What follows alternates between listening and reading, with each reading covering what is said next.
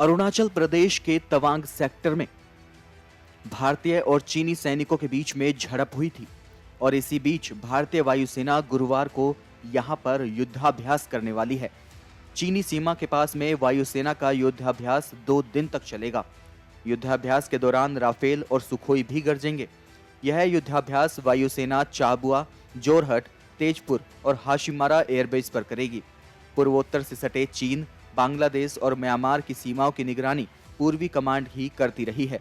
हालांकि इस युद्धाभ्यास का झड़प से कोई संबंध नहीं है। जानकारी हो कि भारत और चीन के सैनिकों के बीच में 9 दिसंबर को तवांग सेक्टर में एक बार फिर से झड़प हुई।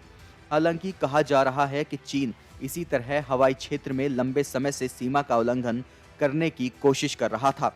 अरुणाचल प्रदेश में वास्तविक नियंत्रण रेखा यानी कि LAC पर कई बार अपने ड्रोन्स भेजे गए।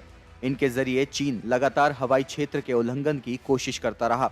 रिपोर्ट्स की माने तो भारत को चीन की इन हरकतों का जवाब देने के लिए कई बार क्षेत्र में तैनात अपने फाइटर जेट्स को उतारना पड़ा।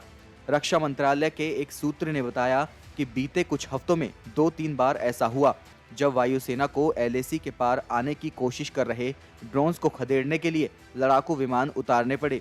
वायुसेना को इन खतरों से निपटने के लिए सुखोई 30 MKI जेट्स का सहारा लेना पड़ा। कुछ दिन पहले हिंद महासागर क्षेत्र में प्रवेश करने वाला चीनी वैज्ञानिक अनुसंधान पोत्र यानी यांगवांग 5 अब इस क्षेत्र से बाहर निकल गया है। लंबी दूरी के निगरानी ड्रोन और समुद्री गश्ती विमान सहित भारतीय नौसेना की संपत्तियों द्वारा पोत की लगातार निगरानी की जा रही थी। नौसेना के सूत्रों के हवाले से यह जानकारी सामने आई है। अरुणाचल प्रदेश के तवांग सेक्टर में भारतीय और चीनी सैनिकों के बीच हुई ताजा झड़प के बाद पूर्व विदेश सचिव विजय गोखले का बयान सामने आया है।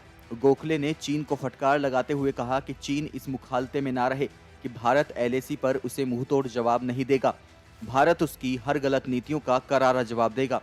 पूर्व विदेश सचिव ने कहा कि साल 2020 की गलवान घटना ने चीन के बारे में राष्ट्रीय जनमत को फिर से आकार देने का काम किया है।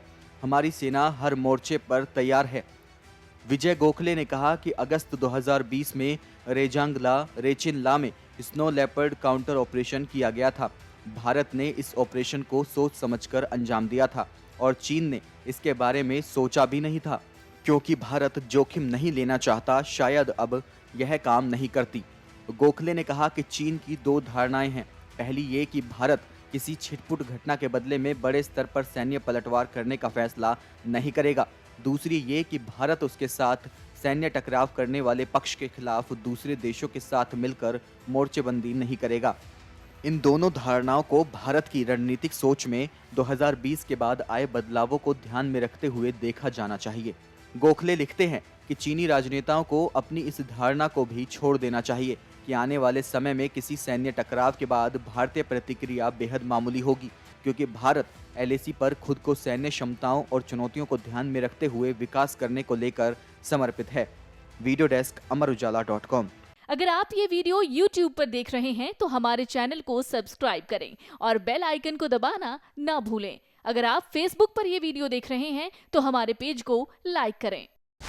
डाउनलोड करें अमर उजाला ऐप और पाएं खबरें लगातार।